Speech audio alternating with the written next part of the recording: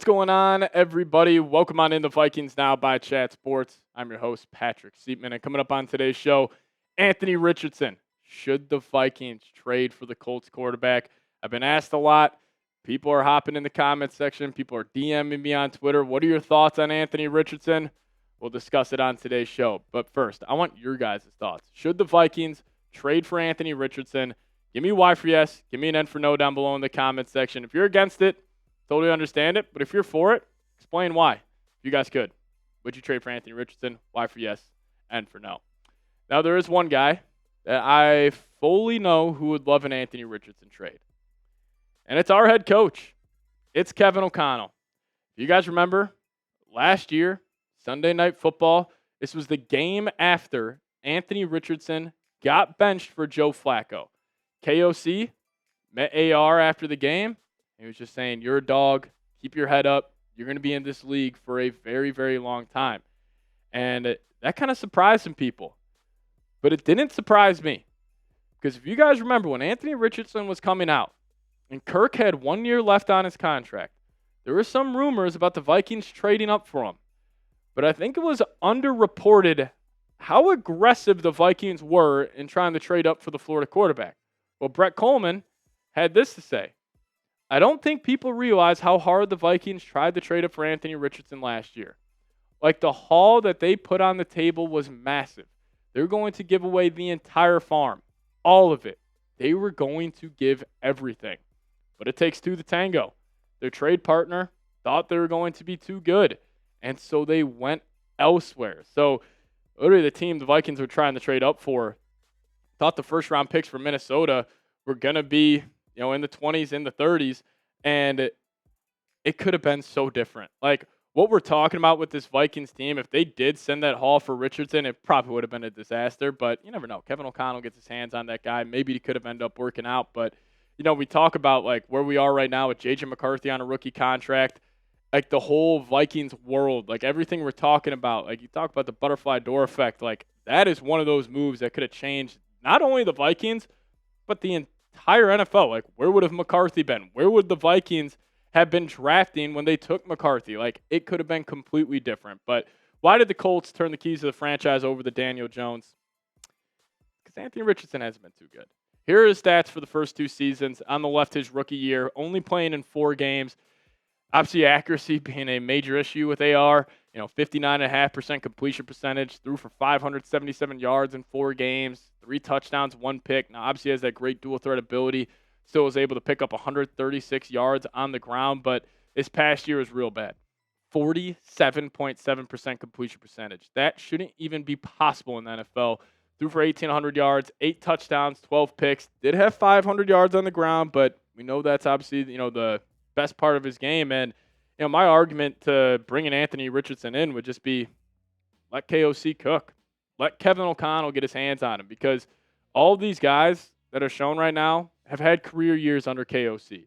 Kirk Cousins, the best version of him we saw in the entire NFL was with Kevin O'Connell.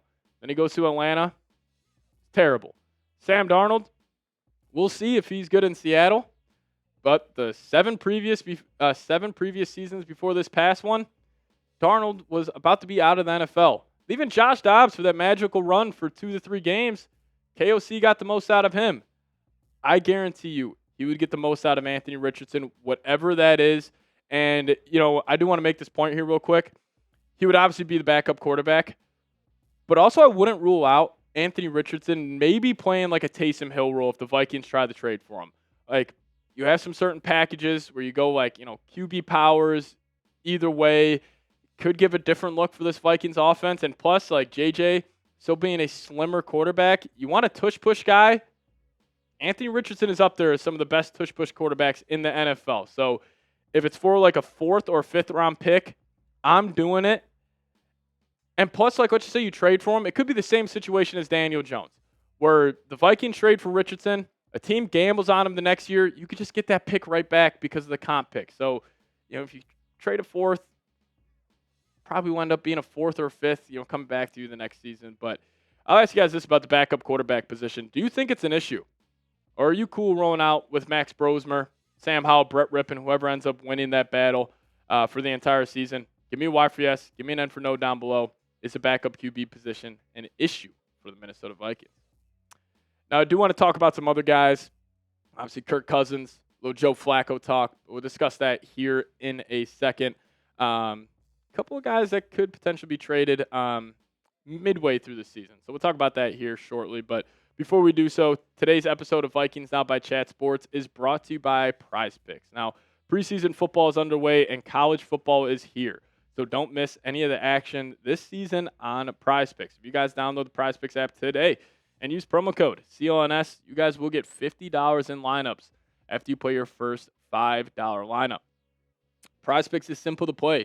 All you got to do is pick more or less on 2 to 6 player stat projections. And if you get your picks right, you could cash in and win up to 2,000 times your money. Prize Picks is also the best way to get action on sports in more than 40 states, including California, Texas, Florida, and Georgia. And Prize Picks puts their members first. So all withdrawals are fast, safe, and secure.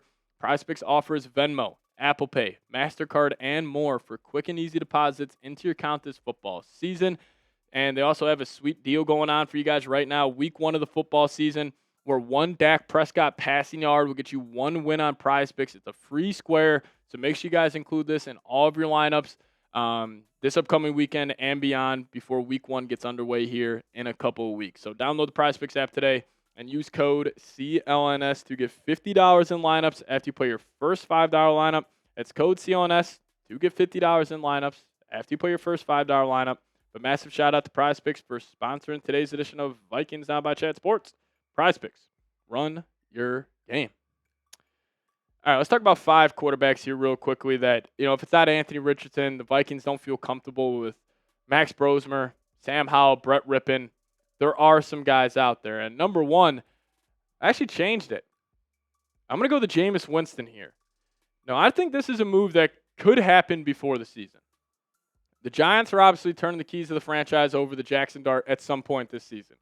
But their starter will be Russell Wilson, Dart as the backup.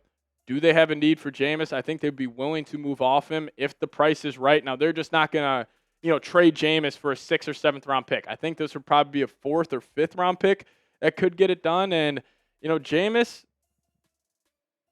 I think he would give you a better shot to win a game than Brosmer. And also, you talk about a, volatile quarterback, a guy who throws a ton of interceptions, ton of touchdowns.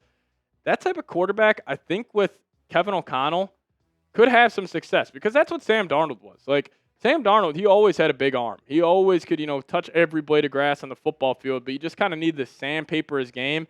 And I'm not saying, like, Jameis could have a Sam Darnold-esque season, but he could be way better than what we have seen. So, Jameis for 4th or a 5th, I'd be in. But then number 2, Kirk Cousins. The only way I am trading for Kirk Cousins is if J.J. McCarthy has to miss significant time. Then 100% we're bringing back Kirk. Like, I think that would be a likely option. I think that's honestly how it would play out. Now, obviously, number 1, he knows Minnesota. He knows Kevin O'Connell. He knows the system. He already has that connection with Justin Jefferson. And is Kirk completely cooked? Maybe, but also he was dealing with a shoulder elbow injury last year that was kind of underreported. So if he's more healthy, I still think he could be successful for this team where, I still think the Vikings can make the playoffs if they had Kirk Cousins at quarterback, 110%. Like, the team is too stacked for me not to think that, especially with how good the defense should be this upcoming year. So Kirk, only way I make that call to Atlanta is if J.J. McCarthy has to miss significant time. And the same goes for Andy Dalton. Now, by no means am I saying the Panthers are going to want to trade Andy Dalton. I think they want to keep him around to have that veteran next to Bryce Young. So I think out of all the guys we talk about today, Dalton is probably the one that is least likely to happen. But he, again, like, could the Vikings make the playoffs with Dalton? I think so. Like, this team is very, very good.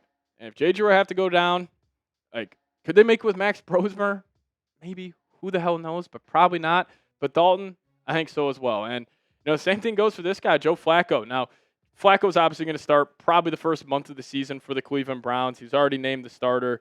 So, they're not trading him before the year. But this could, again, be an in-season move where, the Browns, they turn it over to Shador, Dylan Gabriel, or Kenny Pickett. And maybe the Vikings pick up the phone if JJ's out for a month and you say, hey, we'll give you, like, the typical 6th, 7th round pick swap.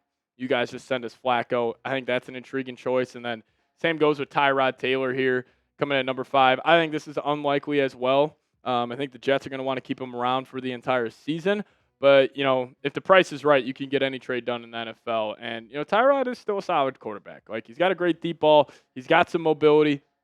I think in this offense, it would be really, really solid as well. But, at the backup QB spot, like, there are no, great answers to that problem. Like, we were hoping that Sam Howell was the answer to that. And obviously he hasn't shown enough so far. But I don't think the Vikes make a move before the season unless it's Anthony Richardson. And then if they do trade for A-Rich, I would assume the Vikings would have some sort of, like, package for him where it's not like, hey, we're trading for him. You're just, like, sitting on the bench the entire year. Maybe they do. Maybe they don't. But I would expect a little Taysom Hill roll coming out of Anthony Richardson if that trade does come to fruition. But if you guys made it to the end of today's show, we appreciate you. Hit me with a skull down below in the comments section. Also, if you guys want to hit me up on Twitter, that's a handle right there at Pat Sieps. We appreciate all of you guys watching. As always, Skull Vikes.